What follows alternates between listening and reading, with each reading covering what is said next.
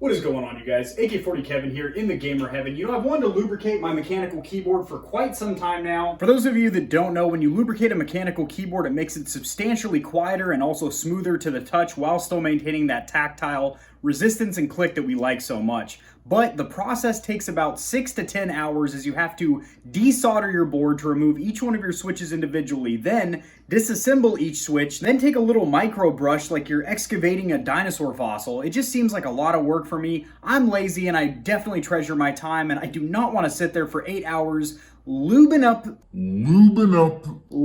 my switches. I just don't have the patience for it. But when a friend of mine, yes, I do have friends, said, Kevin, there is a synthetic lubricant that comes in a can and it virtually does the same thing. It's about 15 to 20% less effective or efficient as taking apart the switches and greasing them with a thick grease.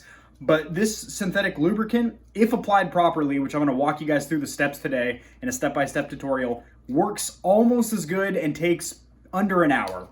That's a win-win in my book. It's a very short book with tiny words and pretty pictures. Alrighty guys, I'm gonna bring you over here to Trooper 7 and we are gonna apply this grease. Let's get it.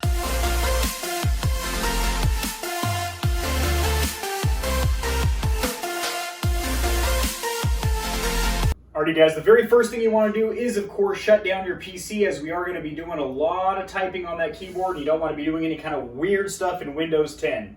Or Mac OS, I guess, if you're gaming on a Mac. If you are, just get out. Just go.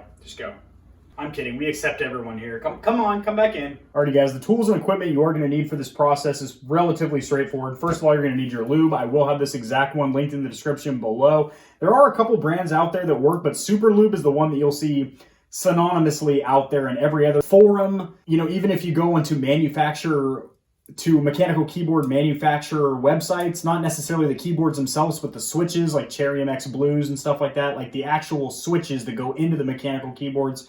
They recommend, if lubricating, that you use a synthetic lubricant. This stuff is basically harmless for electrical components, so that's why we're going to be spraying it in there, and it's not going to completely destroy our keyboard. You also need to have some kind of a little nylon wiping cloth or something to clean up. I would recommend either like a little terry cloth like this, a microfiber. Do not use a napkin or anything like that, because that's going to leave a bunch of lint and residue, especially because it's already saturated from the oil. It's just going to leave a big old mess in there. You don't want that. Now, you can get away not having a keycap puller. However, these things are dirt cheap expensive. Again, I'll have this linked in the description below.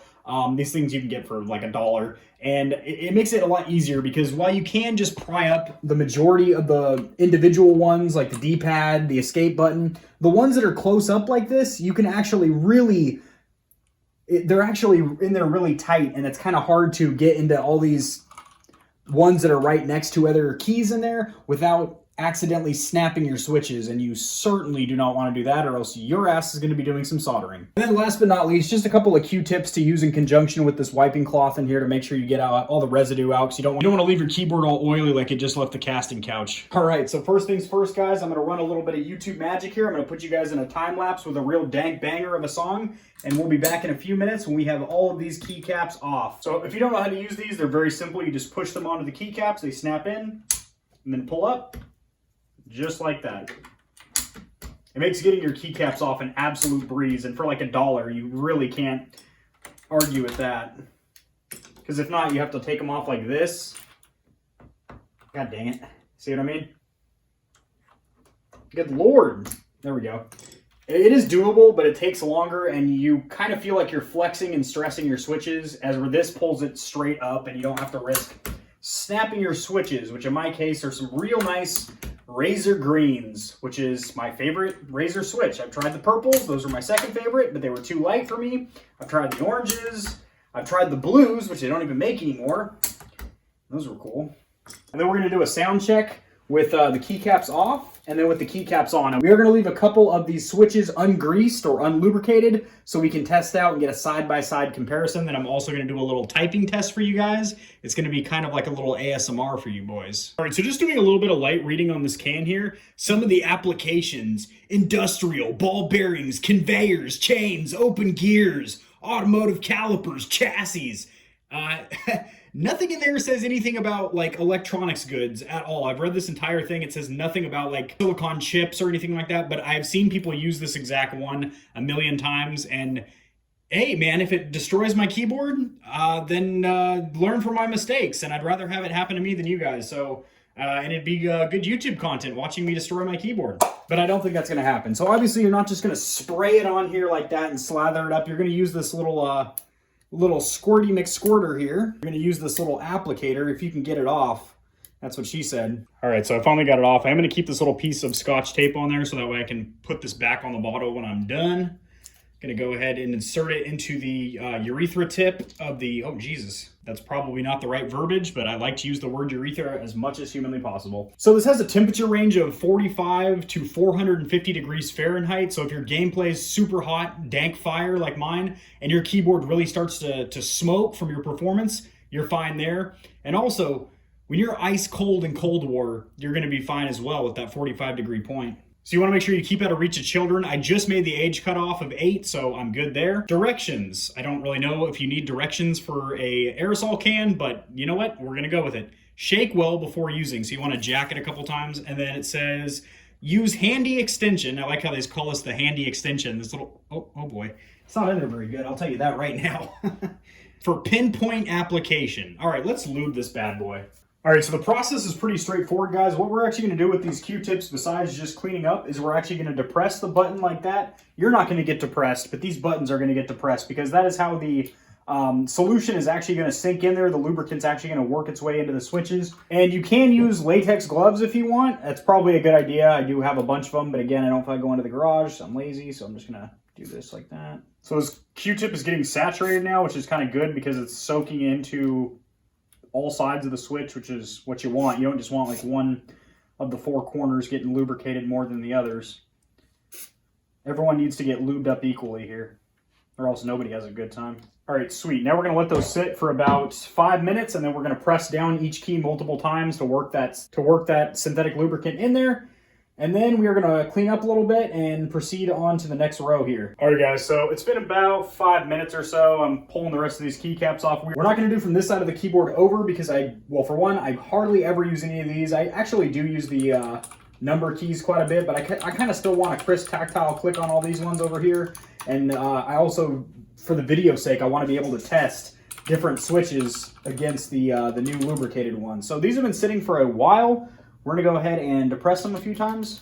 So some of them are noticeably quieter than others, meaning that some of them did not get a full dose of the synthetic lubrication in there. And that has a lot to do with the fact that Razer has like very sealed off switches in comparison to traditional like MX switches, which are relatively open. You can actually see underneath the mechanical switch itself. And Razers, if you look at them, they're kind of they're sealed off on all sides. You got to really make sure you get that lubrication down inside the mechanism.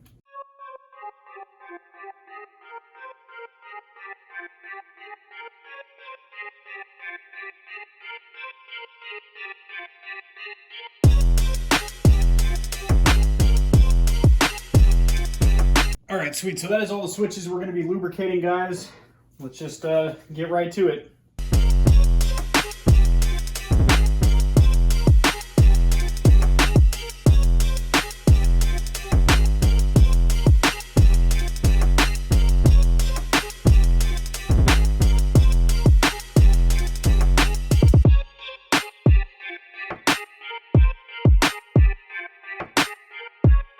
All right, she is lubed up real good, boys. So the sad thing is I actually hardly ever game with this keyboard anymore because I primarily play first-person shooters, and this is a full-size keyboard. It's not even like a 10 keyless, which cuts off right here. You know, it's a full size, very big. It's great for typing, so I do a lot of schoolwork and productivity work for my businesses and whatnot. And I use this obviously daily, but primarily when I'm gaming, I am over there on my one-handed keyboard. But I do still game with this every once in a while, and I feel like maybe now with these switches being smoother and quieter, I might be inclined to play with it more. All right, my fellow nerds and nerdlets. Wait, nerdlets would be babies. My nerds and nerdettes. And some of you might have nerdlets together. Who knows? Anyway, it's a little nerd family. We love it. So we're going to go ahead and wipe all this excess off here. My keyboard's going to look all slick like Darth Vader's helmet. It's going to look real nice. I got it on sale. And then we are going to put these keycaps back on there. They've been sitting for about 5 to 10 minutes, probably closer to 10 minutes because I got in a phone call with my buddy from California who I haven't talked to in for fucking ever. Lucky bastard got himself a PS5. Like a while ago, like over a month ago. That's okay. I have a gaming PC anyway. And an Xbox Series S. You can kind of use this nylon cloth to get down the center like that. And then if it's really tight and you can't get in there, that's what she said, you can go ahead and use your Q-tip to get the excess out of there. Plus, keep in mind, you can actually just leave a little bit of this grease anyway. It's not going to hurt anything, and you're actually not going to see it anyway because your keycaps are raised up anyway. So, who knows, you'll just have grease in there for years.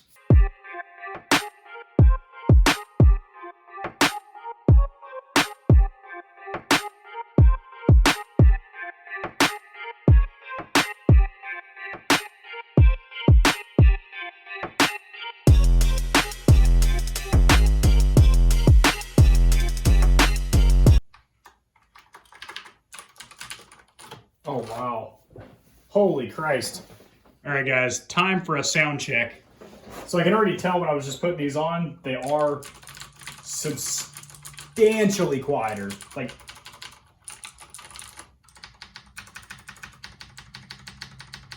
so again, these ones are not greased over here. There's a truck driving by. Wait for this shrimp dick chode to drive by. Yeah, they're substantially quieter.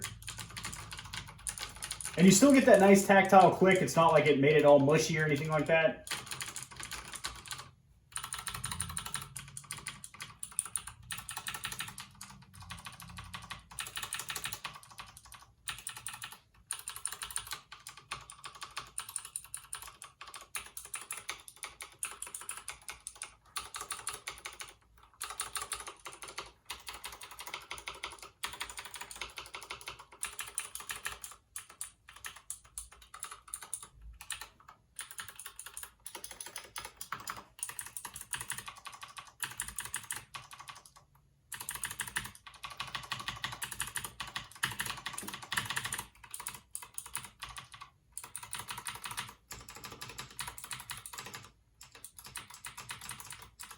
Maybe get another view from over here where the camera / microphone is actually closer to the non-lubricated switches.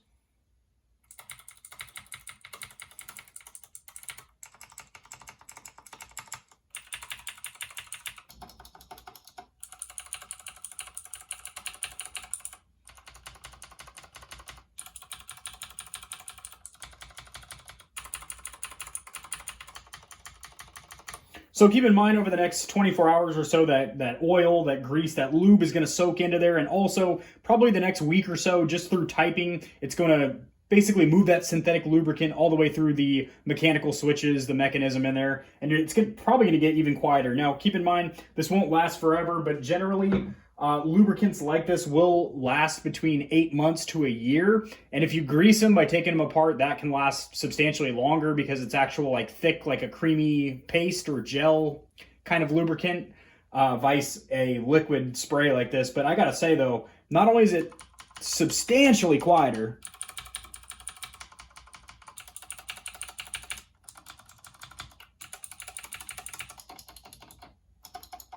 but it's a lot smoother too. So for typing, that's going to be awesome because I do a lot of typing as I'm in classes right now. So that process, Jesus Christ.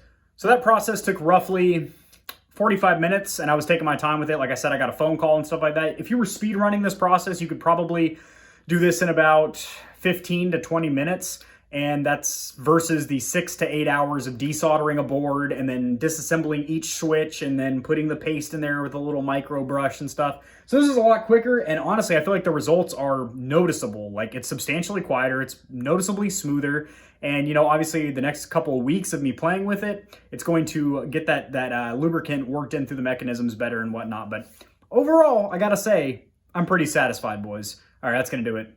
Peace.